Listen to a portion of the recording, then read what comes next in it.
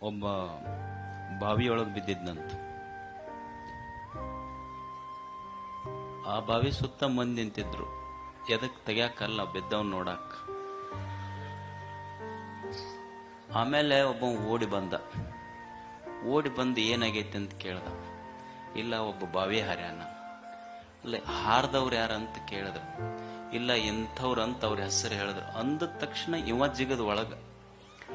ಜಿಗದ ಅವನ್ನ ಹೊರಗೆ ತಗೊಂಡು ಬಂದ ಮೇಲೆ ಅವ್ರ ಸುತ್ತ ನಿಂತಿದ್ರಲ್ಲ, ಅವರು ಅವನೇನ್ ತೆಗೆದಿದ್ನಲ್ಲ ಅವನಿಗೆ ಹೇಳಿದ್ರಂತ, ಅಂತೂ ಅವನ ಪ್ರಾಣ ಉಳಿಸದೆಪ್ಪ ನೀನು ಅಂತ. ಅವಾಗ ಇವ ತೆಗ್ದವನ್ನಂತ, ಅವನು ಪ್ರಾಣ ಉಳ್ದಿರ್ಲಿಲ್ಲ ಅಂದ್ರೆ ನನ್ನ ಪ್ರಾಣ ಹೋಗ್ತಿತ್ತು ಅಂದವ. ಅವ್ರಿಗೆ ಕೇಳಿದ್ರು, ಅಲ್ಲ, ಅವ ಉಳ್ದಿರ್ಲಿಲ್ಲ, ನಿನ್ನ ಪ್ರಾಣ ಯಾಕೆ ಹೋಗ್ತಿತ್ತು? ಅವನಿಗೆ 5 ಲಕ್ಷ ರೂಪಾಯಿ ಸಾಲ ಕೊಟ್ಟಿದ್ನ, ಅವ ಹೋಗಿದ್ರೆ ಮುಳುಗ್ತಿತ್ತ.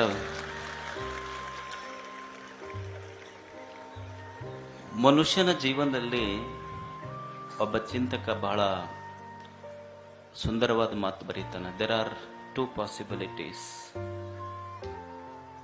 ಮನುಷ್ಯನ ಜೀವನದಲ್ಲಿ 2 ಸಾಧ್ಯತೆಗಳಿರ್ತಾವಂತ. ಒಂದು, you can become an example to the next generation, either or you can become warning to the next generation. 2 ಸಾಧ್ಯತೆಗಳಿರ್ತಾವಂತ ಮನುಷ್ಯನ ಜೀವನದಲ್ಲಿ. ಒಂದು, ಅವ ಮುಂದಿನ ಜನಾಂಗಕ್ಕೆ ಒಂದು ಉದಾಹರಣೆಯಾಗಬಹುದು, ಇಲ್ಲ ಅವ ಮುಂದಿನ ಜನಾಂಗಕ್ಕೆ ಒಂದು ಎಚ್ಚರಿಕೆಯಾಗಬಹುದು ಅವನ ಜೀವನ. ಗಾಂಧೀಜಿ ಮತ್ತು ಹಿಟ್ಲರ್ ಇಬ್ರು ಒಂದೇ ಕಾಲಕ್ಕೆ ಬದುಕಿದರು.